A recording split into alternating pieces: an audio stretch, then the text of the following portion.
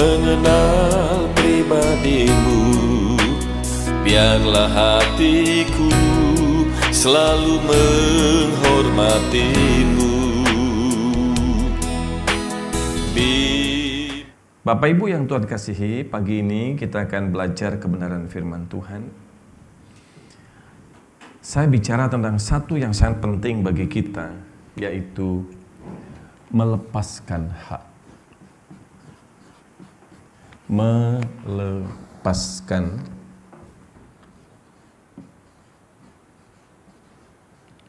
hak.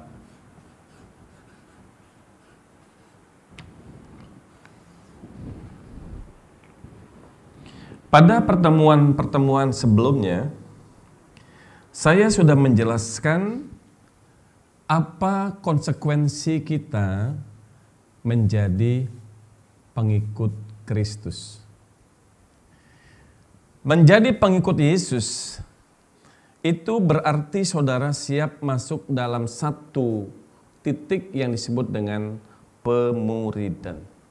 Jadi Kristen itu bukan sekedar sebagai sebuah agama.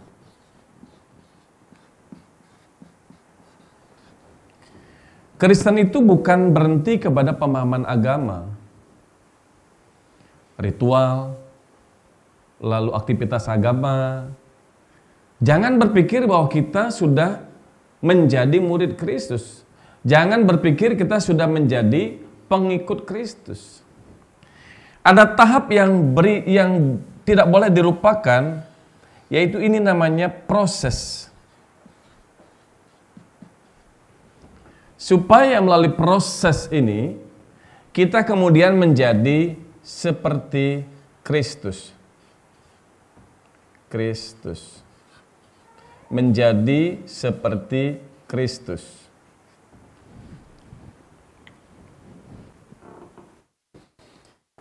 Jadi proses pemuridan itu, saudara, itu akan berlangsung dalam hidup saudara, karena tujuan saudara dipilih oleh Tuhan bukan untuk menjadi pemeluk agama, bukan menjadi sebagai seorang yang beragama, tapi Tuhan mau melalui proses hidup saudara selama hidup di dunia ini, saudara akan keluar menjadi anak-anak Tuhan yang memiliki kualifikasi Kristus.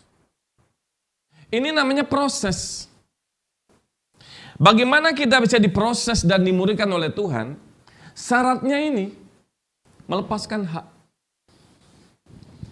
Seseorang yang tidak bisa melepaskan hak, tidak mungkin diproses oleh Tuhan untuk menjadi pribadi atau anak-anaknya yang akan terus-menerus dibentuk menjadi seseorang yang hidupnya seperti Yesus Kristus. Saudara perlu dipahami, menjadi seperti Yesus adalah target utama hidup kita. Karena orang yang hidup seperti Yesuslah yang akan diberikan hak masuk dalam langit baru dan bumi baru sebagai anggota kerajaan surga di mana kita duduk bersama dalam kemuliaan. Nah, kita tahu saudara, melepaskan hak ini berarti juga artinya sama dengan mengkondisikan. Sama dengan mengkondisikan hidup. Mengkondisikan hidup.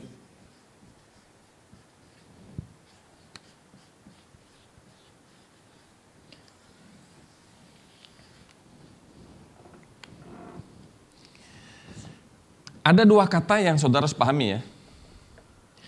Orang yang dipilih belum jaminan menjadi orang terpilih. Orang yang dipilih belum jaminan menjadi orang yang terpilih. Orang yang dipilih adalah orang yang dikondisikan oleh Tuhan. Orang yang dipilih itu adalah orang yang dikondisikan. Kadang seliu mulut saya. Orang yang dipilih itu adalah orang yang dikondisikan oleh Tuhan. Misalnya saya. Kenapa saya jadi Kristen? Itu karena Tuhan mengkondisikan kondisi, situasi, masalah dalam hidup saya. Ditinggal oleh ayah, ditinggal oleh ibu, hidup dalam kemiskinan, tidak punya pengharapan. Itu kondisi yang tidak pernah diharapkan oleh siapapun juga. Itu kondisi yang tidak pernah diharapkan oleh siapapun yang lahir dalam dunia ini. Umur 1 tahun ditinggalkan ayah. Ayah saya digorok. Dan ibu saya menikah lagi. Saya tinggal dengan paman. Dalam kemiskinan tidak ada harapan. Paman saya berlaku jahat dengan saya. Waktu itu yang saya pahami itu adalah sebuah bencana. Dan bencana itu kemudian saya sikapi dengan cara, saya harus keluar dari situasi ini. Saya harus bersekolah, bagaimanapun caranya, saya harus bersekolah. Karena itu ketika ada orang Kristen menawarkan menyekolahkan saya mau. Nah ini namanya dikondisikan. Makanya ada namanya kesaksianmu dipanggil Tuhan itu apa? Ada yang bertobat karena habis bangkrut. Ada yang bertobat karena sakit penyakit. Ada yang bertobat waktu dia hidupnya berantakan, ketemu sama hamba Tuhan. Saudara, apapun ceritamu, itu adalah kondisi yang diciptakan Tuhan. Lalu sebabnya kita masuk Kristen. Bisa paham ya? Orang yang dipilih Tuhan itu dikondisikan. Makanya disebut sebagai orang Kristen. Apakah orang Kristen berarti dia sudah menjadi hidupnya seperti Kristus? Belum. Kita memang dipanggil menjadi anak, namanya notos. Tapi dari notos menjadi huios, menjadi anak pangeran, perlu sebuah proses. Proses ini disebut dengan pemuridan. Nah, waktu kita dipanggil atau diberi kesempatan itu namanya Tuhan mengkondisikan. Tuhan mengkondisikan hidup kita. Sebab tanpa saya mengalami hal itu, tidak mungkin saya mau terima Yesus. Saudara, kalau nggak susah hidupmu, nggak akan mungkin jadi orang Kristen. Tahu nggak, orang di Bali ini biasanya karena begitu besar ikatan adat budaya itu membuat orang terhalang untuk terima Yesus. Tapi kadang untuk orang-orang kita di Bali ini, Tuhan buat sebuah kondisi dalam hidup kita. Maaf ya, bukan nyinggung siapa-siapa, tahu kita berantakan dengan keluarga kita. Kita merasa hidup ini putus asa, yang orang kita harapkan nggak berikan harapan sama kita. Di tengah situasi yang tidak jelas begitu, kita berjumpa sama orang Kristen, lalu orang itu ngajak kita ke gereja, kita nyaman, lalu kita terima Yesus. Itu adalah kondisi. Tetapi yang saya ingin sampaikan, yang lebih penting daripada Tuhan mengkondisikan kita adalah tidak boleh kita puas hanya sampai pada posisi dikondisikan. Maka berikutnya kita siap diproses. Nah, orang yang diproses ini namanya dia bersedia mengkondisikan hidupnya sendiri. Kalau tadinya Tuhan mengkondisikan, sekarang kita harus mengkondisikan hidup kita. Bagaimana kita harus mengkondisikan hidup kita? Dengan cara kita bersedia kehilangan hak kita. Saudara bisa mengerti ya? Nah, kita bicara hak, saudara, hak kita banyak. Hak mengejar kesenangan daging, itu hak kewajaran dunia. Semua orang punya hak untuk happy-happy, senang-senang, suka-suka hidup, itu hak saudara. Kita punya hak juga untuk mengejar kehormatan. Bagaimanapun caranya kita mengejar kehormatan dunia ini. Melalui pendidikan, kekayaan, jabatan, kesuksesan, apapun, karena kita berasumsi makin kita sukses, makin kita dihormati. Lalu kemudian kita punya hak untuk membahagiakan manusia daging kita dengan berbuat apa yang kita mau, melakukan apa yang kita inginkan, hidup suka-suka. Itu semua hak. Itu hak. Nah, selama saudara memegang hak saudara, artinya saudara masih mau suka-suka hidup sendiri, saudara masih hidup menurut kedagingan, masih mengejar kehormatan dunia, maka orang yang seperti ini sekalipun dia sudah tadinya dikondisikan oleh Tuhan menjadi orang Kristen, tidak akan pernah bisa diproses lebih jauh menjadi pengikut Kristus atau dimuridkan. Tuhan hanya bisa memuridkan bagi siapapun yang rela dibentuk. Tuhan hanya bisa dan mau mengkondisikan hidup seseorang yang rela kehilangan haknya. Dan ini yang saudara dipahami pada level ini. Saudara harus mengerti pada level ini bahwa orang Kristen harus melepaskan hak. Sekarang pertanyaan kan begini, Pak. Melepaskan hak itu apa? Pengertian melepaskan hak itu apa? Melepaskan hak itu berarti selesai dengan diri sendiri. Melepaskan hak itu berarti kita akan memperlakukan hidup kita, menempatkan diri kita pada tempat yang seharusnya, yaitu bukan lagi milik kita, tapi hidup kita ini adalah milik Yesus yang telah menebus kita dengan darahnya. Jadi kalau ada orang Kristen yang hidupnya masih suka-suka, dia belum melepaskan haknya. Karena dia pikir hidupnya milik sendiri. Padahal dalam 1 Korintus pasal 6 ayat buka Alkitab saudara. 1 Korintus pasal 6 ayat 19 sampai 20 jelas Alkitab berkata. 1 Korintus 6 ayat 19 sampai 20.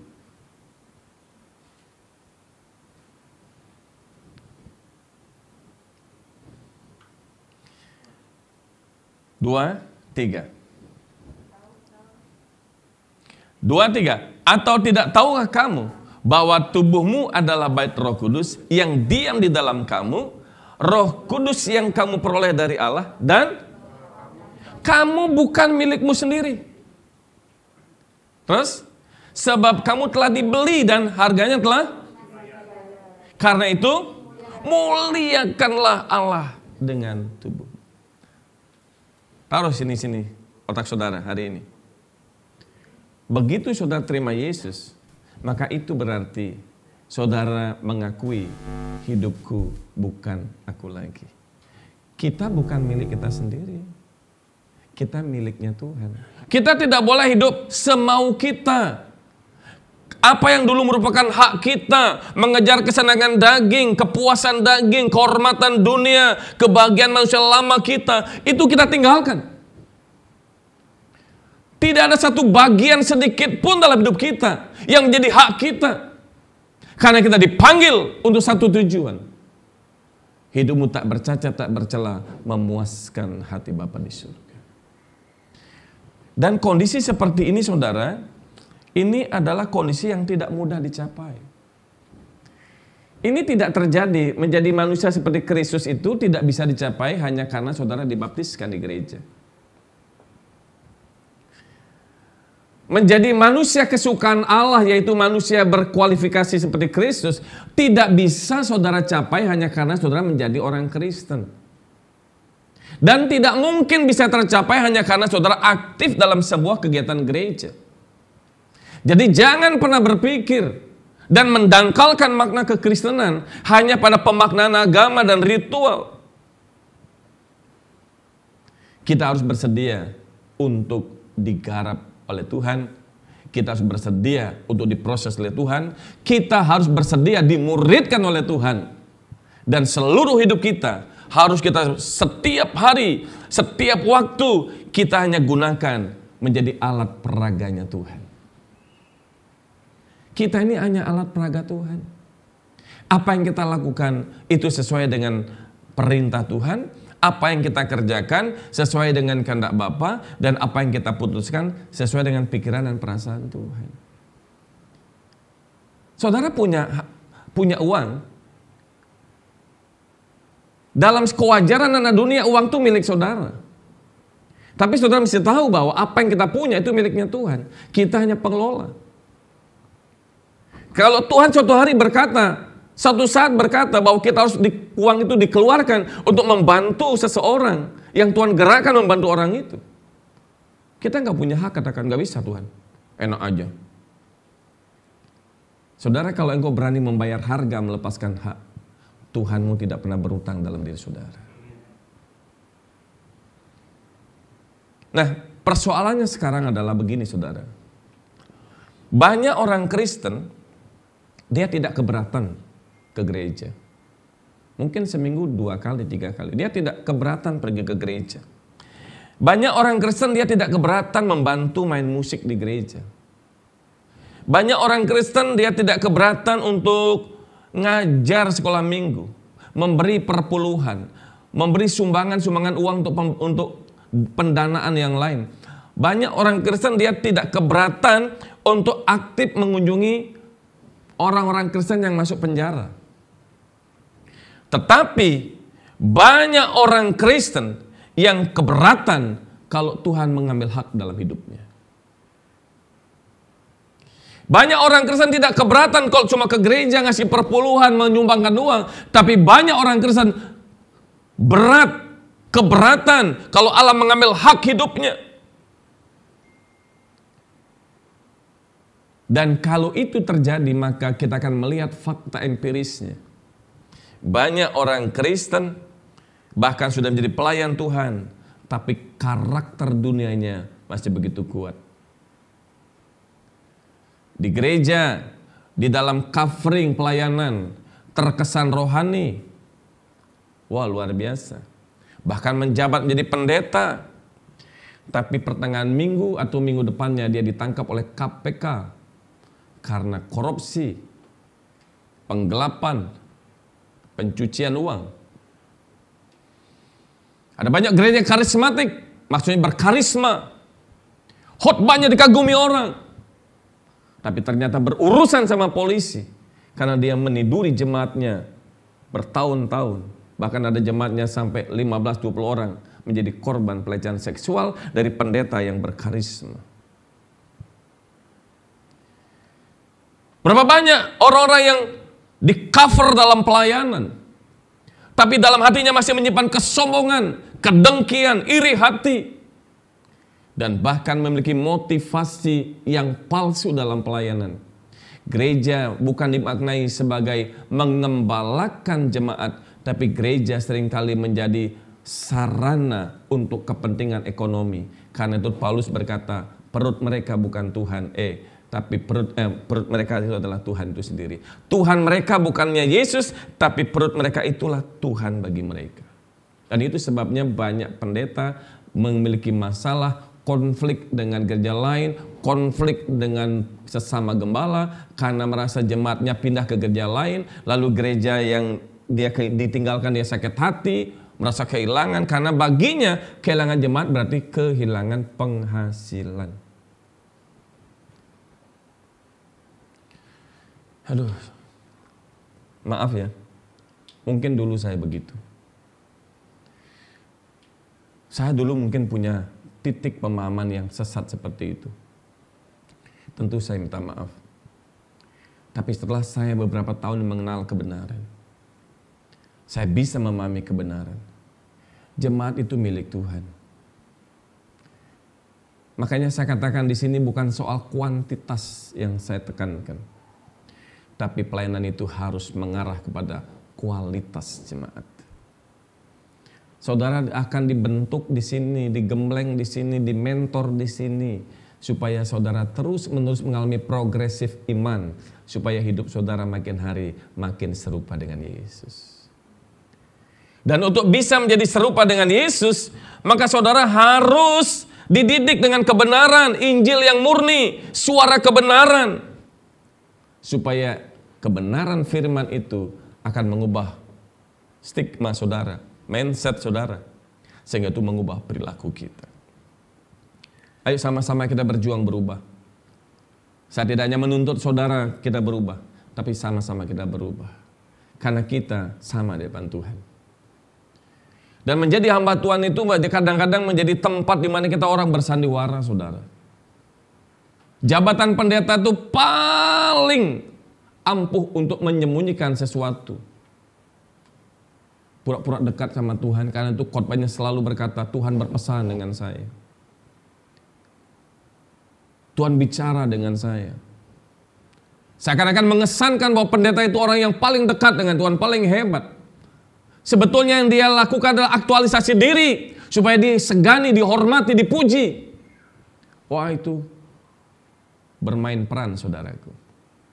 Tapi saya mau katakan buat saudara, yang membedakan saudara dengan saya cuma jabatan organisasi, pendeta dengan jemaat. Tapi kita sama-sama berjuang untuk hidup seperti Yesus. Amin. Ayo sama-sama kita berjuang. Lepaskan semua hak kita. Lepaskan semua keinginan kita. Lepaskan semua menjadi yang kesenangan kita. Anak muda, dengar saya berbicara. Ada banyak anak muda Kristen menghabiskan waktu untuk mengejar impian. Apa impian anak muda? Sukses, kaya, terhormat, memiliki pasangan yang ideal, terganteng, tercantik. Semua itu dianggap sebagai kewajaran dunia. Karena itu banyak anak muda menghabiskan waktunya, energinya untuk mengejar impian itu. Saudara, sukses, kaya, terhormat, kemuliaan dunia lewat pujian, pengagungan, itu adalah kewajaran orang dunia. Kewajaran orang dunia itu berarti memang semua orang dunia mengejar hal itu. Semua orang dunia pasti akan ingin memiliki hal itu, dan itu wajar bagi dia. Itu kewajaran. Tapi dengar, camkan apa yang saya mau sampaikan buat saudara. Setelah saudara menjadi anak-anak Tuhan, kita tidak boleh hidup dalam kewajaran anak dunia. Kita tidak boleh hidup dalam kewajaran anak dunia, sebab kewajaran dunia itulah yang menjatuhkan banyak anak muda. Kewajaran dunia banyak menyeret anak muda dalam jebakan Batman-nya si kunyuk, yaitu si Lucifer. Anak muda banyak terlibat dengan pesta pora kemabukan. Gak mabuk, gak anak muda. Gak pesta pora, bukan generasi muda. Kalau bukan seks bebas, dia bukan anak muda. Dan kalau dia tidak terlibat dengan drug, dia bukan pria atau wanita yang tulen. Maka banyak anak muda mengejar impian, disesatkan dalam kewajaran anak dunia, yang pada akhirnya itulah jebakan iblis untuk menjatuhkan generasi muda gereja. Dengar, saya mau sampaikan buat saudara. Sukses, kaya, terhormat menurut standar dunia itu bukan ukuran kita. Suksesmu adalah ketika saudara ditemukan oleh Allah sebagai anak muda yang serupa dengan Yesus. Suksesmu yang sebenarnya adalah ketika Allah memprosesmu menjadi generasi yang berkenan kepada Allah. Renungkan baik-baik. Jika seseorang memang betul mencapai sukses, kaya, meraih titel, gelar akademis dengan segala kehormatannya, kalau hidupmu tidak berkenan kepada Allah, semuanya itu tidak pernah ada artinya apa-apa. Tidak ada yang mati membawa harta. Tidak ada yang mati membawa uang. Dan tidak ada yang mati membawa gelar. Engkau mati membawa pertanggungjawabanmu. Memiliki manusia batinnya, apakah indah atau buruk di depan Kristus. Mengerikan di alam kekekalan. Mengerikan setelah dibalik kematian kita. Karena itu sebelum terlambat, saya ingin sampaikan buat saudara. Kejarlah yang perlu dan utama dalam diri saudara. Kejarlah Allah dalam diri saudara. Dan berjuanglah menjadi berkenan kepadanya. Sebab kalau Anda berkenan, hidupmu berkenan, dan hidupmu mengejar Allah, maka semua pasti disediakan Allah bagi saudara. Anak-anak muda, kalau kau mengejar Allah, kau berkenan kepada Allah, gak usah khawatir tentang masa depanmu. Burung Tuhan pelihara, apalagi masa depan saudara, dia akan pasti memberi yang terbaik. Saudara tidak perlu mengejar soal berkat jasmani. Itu rendah, berkat paling rendah. Tapi kejar yang paling utama. Hiasi manusia batiniahmu menjadi indah di depan Tuhan. Karena itu yang paling berharga. Dan itu merupakan modal satu-satunya. Di mana kita masuk dalam kekekalan oleh anugerah Tuhan. Kita akan duduk bersama dengan Dia dalam kemuliaannya. Saudara, hidupmu singkat. Hidup saya singkat dalam dunia ini. Yang harus saudara pilih. Engkau hadir di sini, tidak ada yang kebetulan. Engkau hadir di sini, tidak ada yang terjadi secara kebetulan. Allah memilih saudara dan engkau dipilih, ada satu tujuan. Dan ini tujuan Allah milih saudara. Kau pilih aku jadi anakmu. Aku yang berdosa penuh celah, hanya oleh anugerah kemurahan-Mu Kau jadikan ku ahli waris-Mu.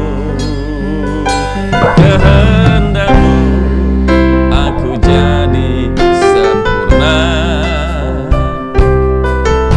hidup tak bercacat, tak bercela,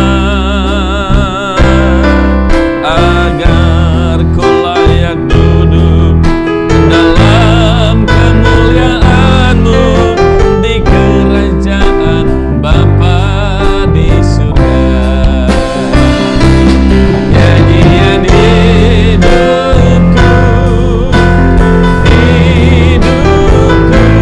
tak sekedar syair lagu dan irama. Nyanyian hidupku melakukan kehendak-Mu Bapa. Nyanyian hidupku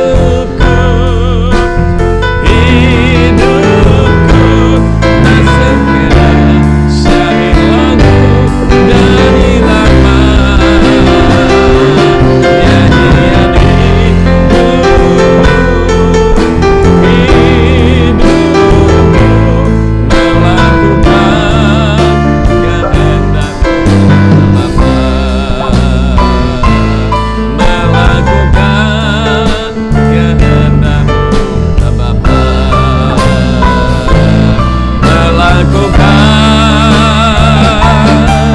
Nyanyian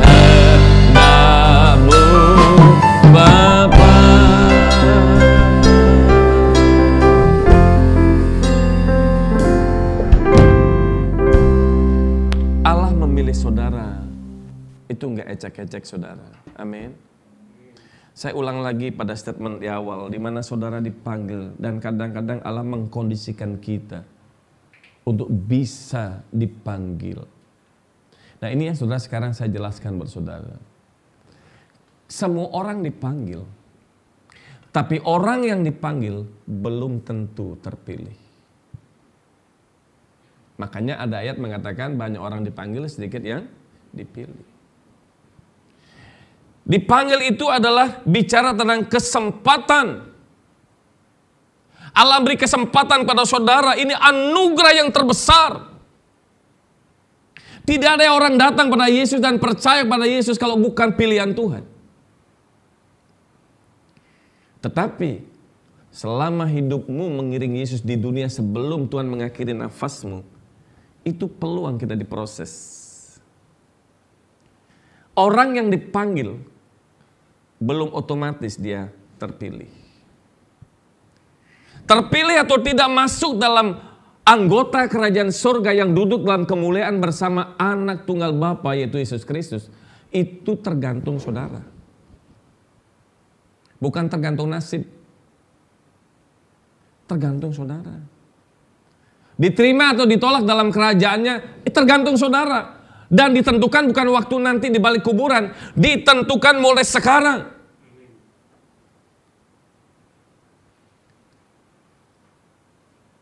Pak Pendeta, hidup saya rusak di masa lalu. Apakah mungkin saya dapat kesempatan? Dengar baik, Allah tidak pernah memperkarakan masa lalu saudara. Allah tidak pernah memperkarakan siapa saudara di masa lalu.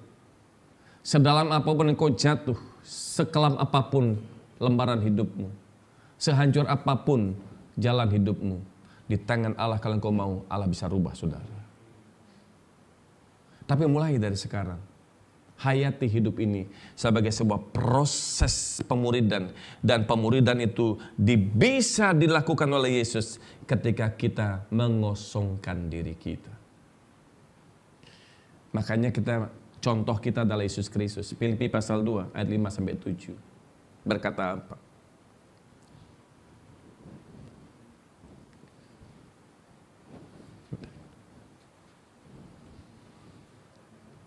Filipi 2 ayat 5 sampai 7.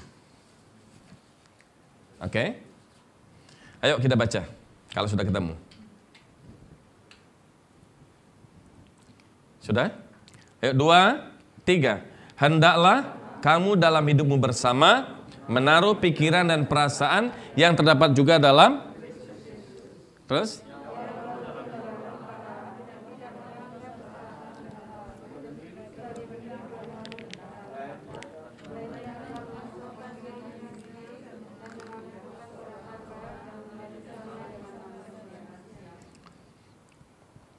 Saudara lihat ayat 8 sampai ayat 8.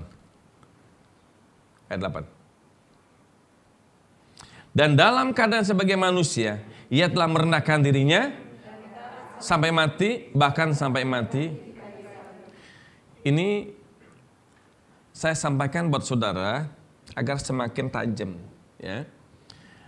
Kekristenan itu yang dikehendaki oleh Allah, kita harus hidup seperti Yesus dan sempurna seperti Bapa.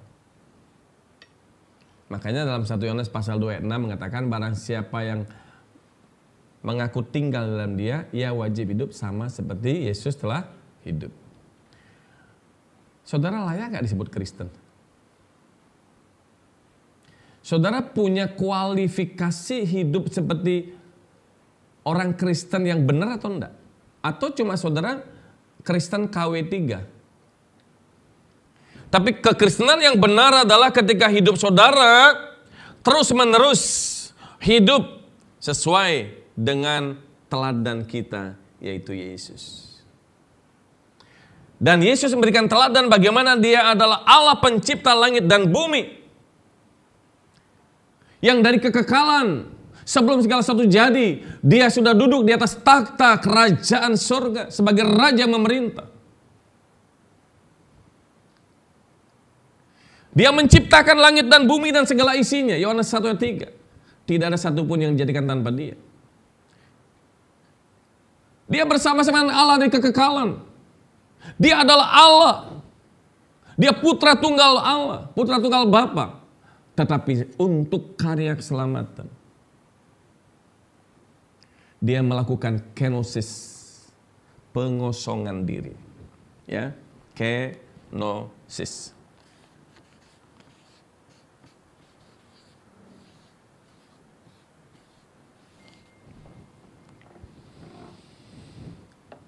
Dia mengosongkan diri.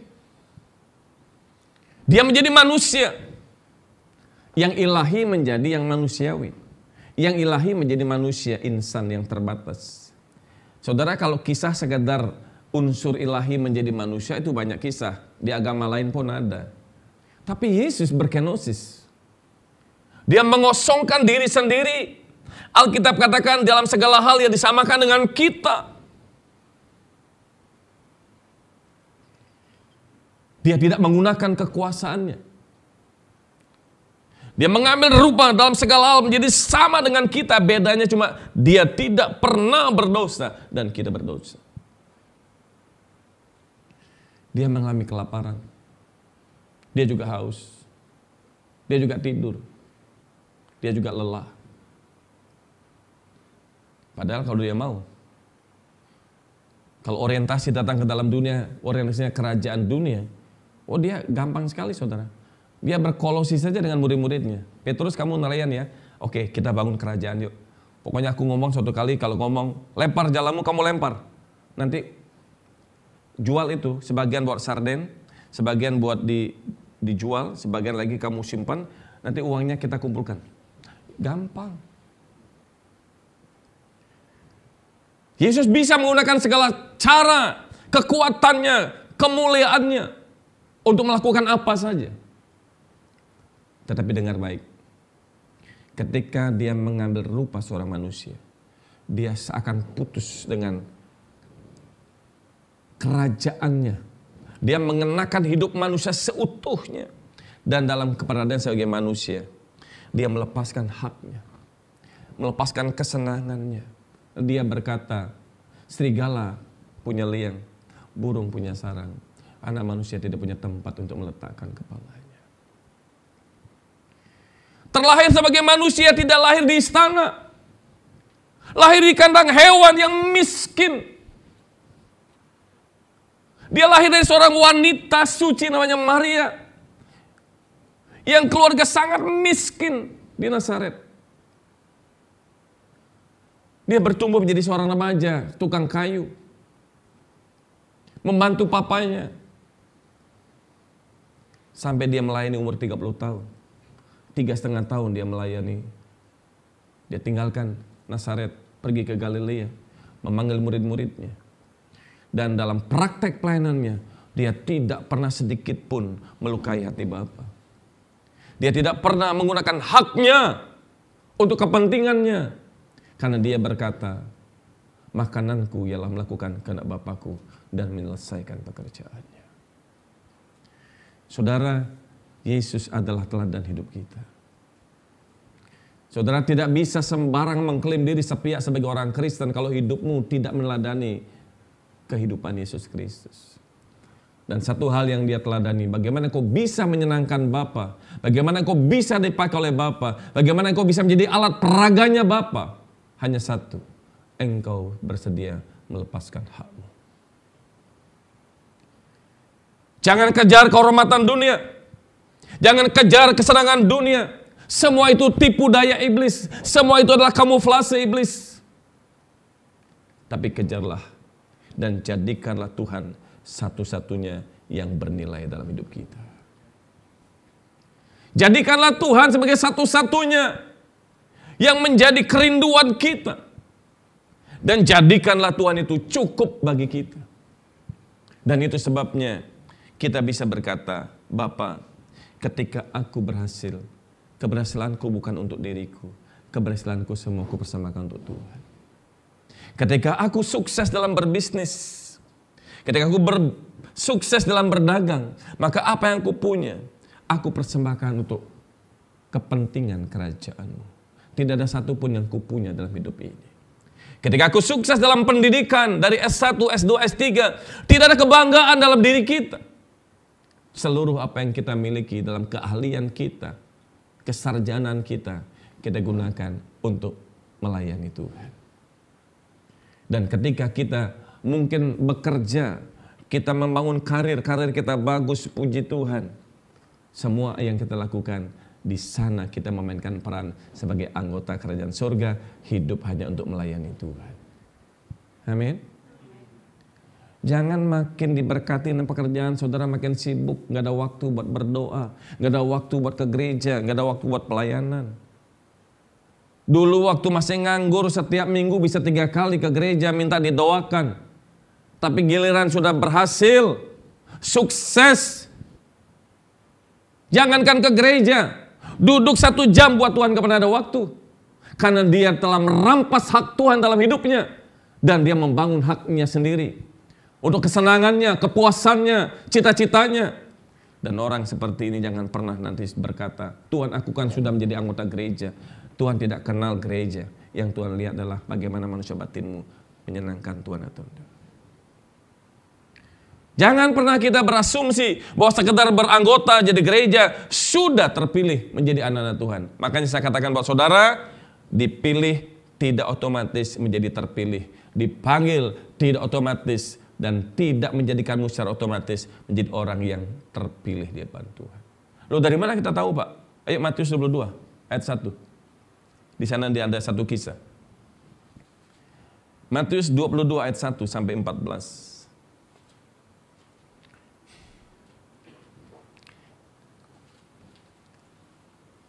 Nah, Matius pasal 22 ayat 1 sampai 14.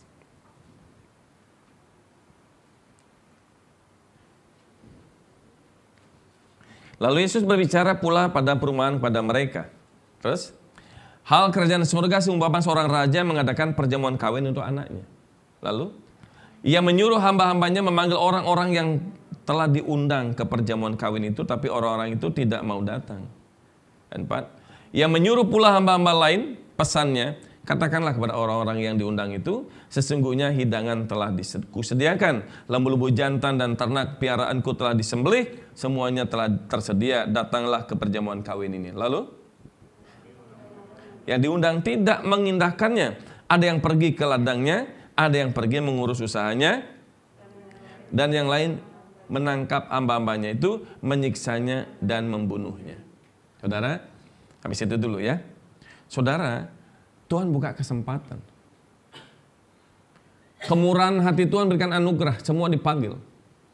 Tapi panggilan Allah itu diresponi macam-macam. Ada yang menolak, ada yang sibuk dengan urusannya, semua membesarkan haknya. Bahkan ada yang menangkap hamba-hambanya, menista utusan Tuhan. Saudara, lalu ayat ke-7.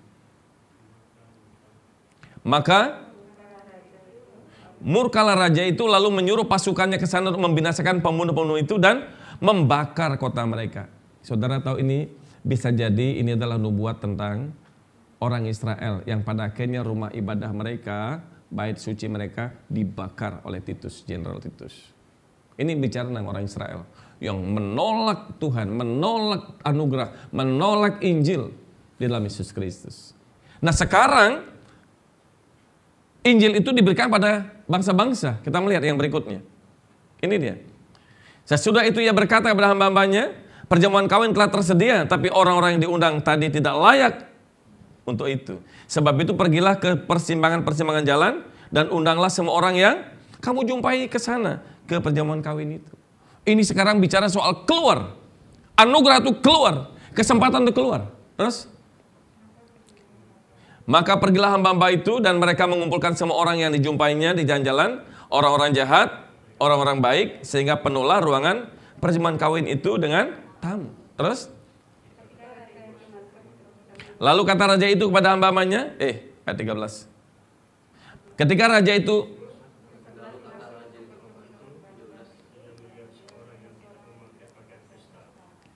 ayat 11 ya. Ketika raja itu masuk untuk bertemu dengan tamu-tamu itu, ia melihat seorang yang tidak berpakaian pesta. Sini dulu. Pertama, ini untuk orang Israel. Menolak. Lalu kemudian, sekarang untuk semua bangsa. Karena memang Yesus mati untuk segala bangsa. Jadi kita sekarang poinnya di sini. Dipanggil. Semua orang dipanggil. Kata dipanggil itu semua orang diberikan anugerah. Pintu anugerah terbuka bagi segala bangsa. Tapi sekarang tergantung orang merespon bagaimana. Sekarang tergantung orang bagaimana menyikapi, meresponi anugerah yang Allah berikan itu. Itu diibaratkan seperti raja mengundang orang-orang di jalanan, di persimpangan-persimpangan. Itu sudah bukan level. Tapi hanya karena kemurahan raja saja dia panggil orang-orang yang jahat, orang baik di pasar-pasar, di persimpangan jalan, pengangguran, diundang. Nah disitulah kemudian mereka bisa menghargai siapa yang memanggilnya. Siapa yang mengundang saya. Orang yang sadar maka dia pulang ke rumahnya memakai baju pesta. Ada proses. Amin. Proses. Gunakan waktu kesempatan dia pulang mengambil baju pesta. Nggak bicara soal mahal, nggak bicara soal berapa harganya. Pulang memakai baju yang layak. Tapi ada orang yang tidak menghargai siapa mengundang itu. Dia datang, nyelonong, berpakaian apa adanya. Tidak menggunakan baju pesta. Ini namanya dia tidak memiliki standar dan kualitas sebagaimana harusnya di pesta kerajaan. Makanya dikatakan apa? Ketika raja itu masuk untuk bertemu dengan tamu-tamu dan melihat seorang yang tidak berpakaian pesta.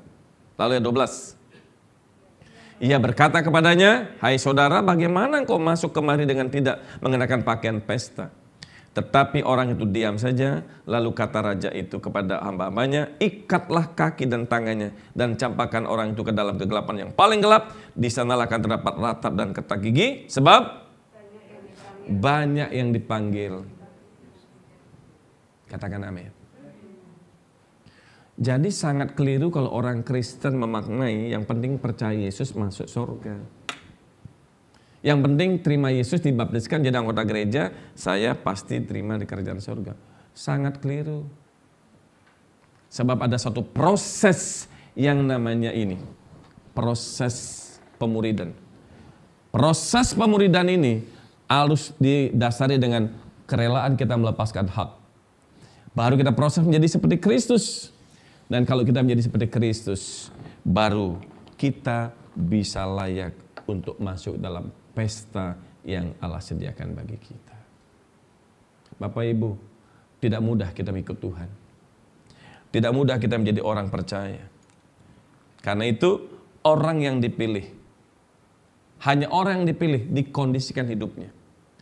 Saudara punya latar belakang apa tidak penting. Bagaimana saudara jadi orang Kristen, mungkin sejarah kita masing-masing beda. Ada yang dari Muslim, ada yang dari Hindu, ada yang dari apapun. Itu tidak penting. Tetapi yang paling penting adalah saudara, kalau saudara menyadari sebagai orang-orang yang dipilih oleh Allah, maka saudara harus bersedia mengkondisikan diri saudara. Hanya orang yang mengkondisikan dirinya sebagai orang-orang yang layak menerima anugerah, dia akan berjuang melepaskan semua hak, kesenangannya, kesenangan dagingnya, keegoisannya, kesombongannya, keangkuhannya. Dia lepaskan. Dan itu sama artinya dengan perkataan Yesus. Barang siapa mengikut aku, dia menyangkal diri dan memikul salibnya, lalu dia mengikut aku, baru layak menjadi murid Tuhan. Bapak Ibu yang Tuhan kasih, karena itu bersyukur. Hari ini saya ingin mengajarkan kepada saudara satu kebenaran ini. Melepaskan hak kita. Jangan lagi hidup menurut kita mau. Jangan lagi kita hidup menurut suka-suka kita. Jangan lagi kita hidup dalam kewajaran anak dunia. Tapi kita harus terus berjuang agar hidup kita makin dibentuk, makin serupa dengan Yesus. Yang ngerti katakan amin. Mari kita berdiri bersama. Ku tak mau mencintai apapun selain Engkau, kecuali Engkau, tiada yang ku ingini. Betapa rinduku berkenan padamu, ini hasrat jiwaku, inilah doaku.